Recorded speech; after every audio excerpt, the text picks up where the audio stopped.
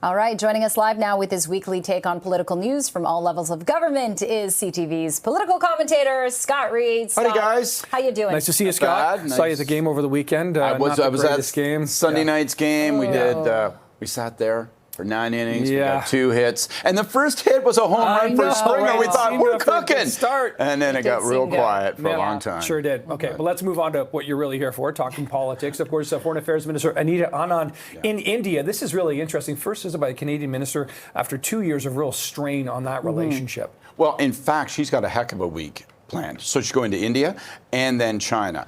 And you look at it and you say, well, those are 2 countries going back to Huawei and the kidnapping of the 2 Michaels, and then, of course, with India and, you know, the murderer of someone who held Canadian citizenship on Canadian soil, attached directly to decisions made by Modi authorizing it. And you say, well, how can it be that we are dealing with these 2 markets? And I got a 2-word answer for you, Donald Trump.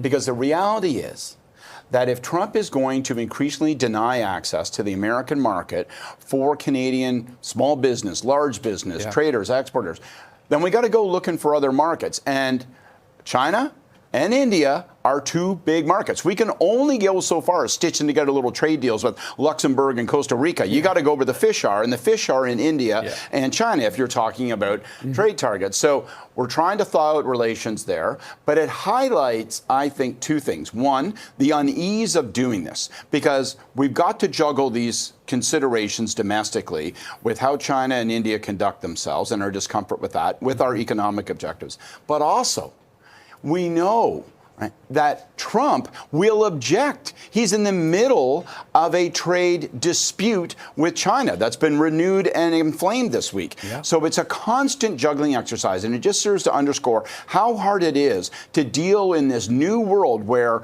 the rules of the game for international trade appear to be completely jumbled and jostled and change on a whim, largely by those in the White House.